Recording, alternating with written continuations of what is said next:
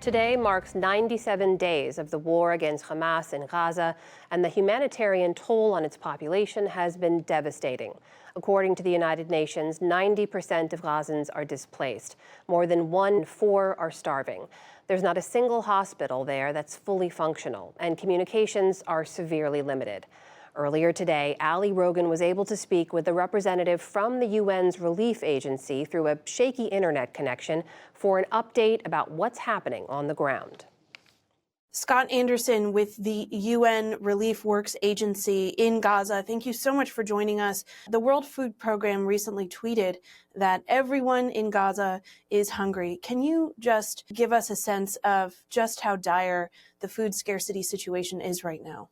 I'm joining you from the Rafah Governorate in southern Gaza, where there are approximately 1.4 million internally displaced people here. The only food that most people have is what comes in through the crossing, either Kerem Shalom or Rafah, and it's simply not enough to accommodate the basic needs of this many people.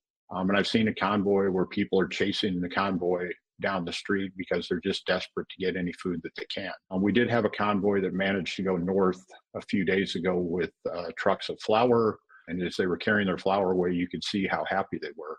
But the situation really is quite desperate. Children begging for food because they don't have any. It's just a very difficult situation for them. And I can't imagine how their parents feel not being able to provide for them.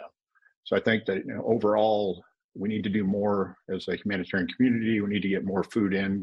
And what responsibilities specifically do the various stakeholders in this conflict have, including Israel, Hamas, and other regional players? First, we would ask that all the parties to the conflict respect the sanctity of the United Nations and that they do everything they can to protect the innocent civilian population that's here in Gaza. And we've had great difficulty accessing northern Gaza, north of the Wadi. There's a checkpoint that we're required to traverse to take aid to the north, where we think there are 300,000 people. Since January 1st, only 8 of the 24 missions we have requested have been approved to go north. They're very hungry, they're very cold, they're very much in need, and we would very much like to get our convoys to the north to help deliver aid to those people. The United Nations has called Gaza a graveyard for children. Can you talk about the situation specifically for children right now? And children, obviously, they bear the brunt of this. They're much younger and they're less resilient. Their bodies are just smaller. I mean, in addition to the lack of food, the trauma that everybody has suffered, 1 in every 100 Gazans has been killed at this point during the conflict. They need psychosocial support and they need some normalcy. And I feel that we're in danger of losing a generation educationally between COVID and the negative impact that had, and now we're losing a whole school year, most likely during this conflict. The impact is quite negative to children everywhere in Gaza. As the Israeli military operation continues, what does that mean for your operations as more and more people are crowding into a smaller and smaller area?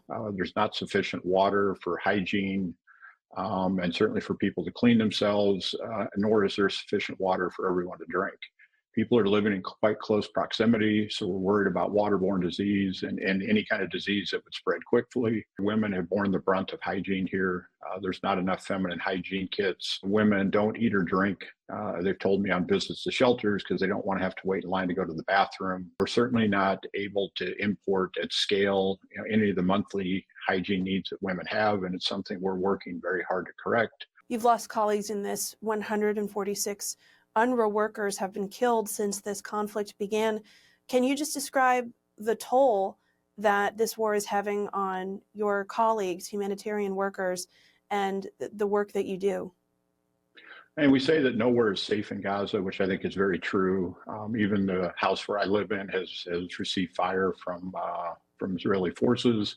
You can't talk to any of our staff or any of their families that haven't been impacted by the loss of a loved one or the severe injury of a loved one. Despite the loss, they get up every day, they come into work, and they're trying to help their fellow Gazans.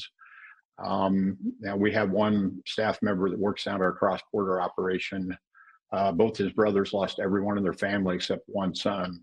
And despite that horrific event, he was there at the crossing the next day trying to make sure aid was flowing in to help take care of people.